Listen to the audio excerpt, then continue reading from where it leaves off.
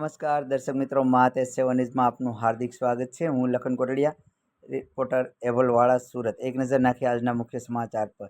શ્રીમદ ભાગવત કથા જ્ઞાન યજ્ઞ પ્રારંભ તારીખ 21/4/2024 અને રવિવારના રોજ પોથીની શોભાયાત્રા સવારમાં 9 વાગ્યાના અજમાન નીકળી હતી। મુખ્ય યજમાન શ્રી બાબુભાઈ ઉક્કાભાઈ નાગરાણી, પુત્ર રજનીભાઈ તેમજ સમસ્ત પરિવાર મંગલદીપ સોસાયટી ઘર નંબર 18 જેઓના શ્રી નિવાસસ્થાને થી પોથીની શોભાયાત્રા નીકળી। સવારે 9 વાગ્યે સોસાયટીના અગ્રણીઓ તથા સોસાયટીના તમામ મેમ્બરો તથા સોસાયટીના પ્રમુખ શ્રી અરવિંદભાઈ મધુભાઈ કાનાણી તેમજ તમામ સોસાયટીના સદસ્યો, માતા બહેનો જેઓ શ્રીના સાથ અને સહકારથી હોસ્પિટલ મસ્કતી ધર્માદ મહિદાપુરા ટાવરની સામે જ્યાં દાખલ દર્દી ભાઈ બહેનોને ભોજન ટિફિન સેવાના લાભાર્થે ભવ્ય આયોજન રાખવામાં આવેલ છે। તારીખ 27/4/2024 રાત્રે 8:30 કલાકે લોક ડાયરાનું ભવ્ય આયોજન રાખવામાં આવેલ છે। લોક ડાયરાના યજમાન શ્રી માનવ દંત સેવા ડૉક્ટર ભાવેશભાઈ અરવિંદભાઈ કાનાણી તથા સાગરભાઈ ડાયાભાઈ કાનાણી તથા મંગલદીપ સોસાયટીના સમસ્ત પરિવાર પૂર્ણ સહયોગ દ્વારા શ્રીમદ ભાગવત કથાનો પ્રારંભ થઈ રહ્યો છે। મહાતેજ સેવા ન્યૂઝ, એબલવાડા, સુરત।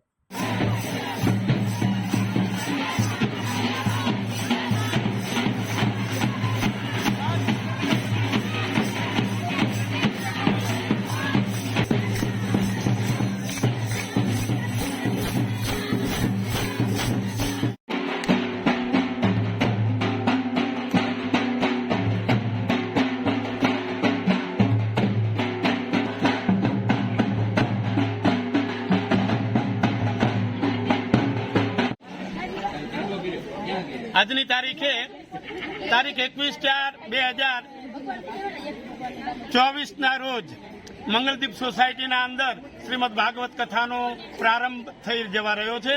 જ્યારે માનવ દંત સેવા ડૉક્ટર શ્રી ભાવેશભાઈ જેઓ આ ક્ષેત્રના બાબતમાં અને શ્રીમદ ભાગવતની બાબતમાં 2 શબ્દો રજૂ કરે છે। આજે તારીખ 21/4/2024 રોજ પોથી યાત્રાનું આયોજન થયેલું હોય અને એનો ઉદ્દેશ્ય બહુ સારો હોય કે અન્ન ક્ષેત્રમાં કોઈ પણ હોસ્પિટલમાં રહેલું દર્દી ભૂખ્યું ના રહે તેના માટે સોસાયટીમાંથી જેટલો ફાળો થાય એટલો અમે સહયોગ કરવા માટે અહીંયા એકત્ર થયા છીએ અને બધા પોતપોતાની રીતે જે પણ સહયોગ થાય એ કરે। ખૂબ ખૂબ આભાર।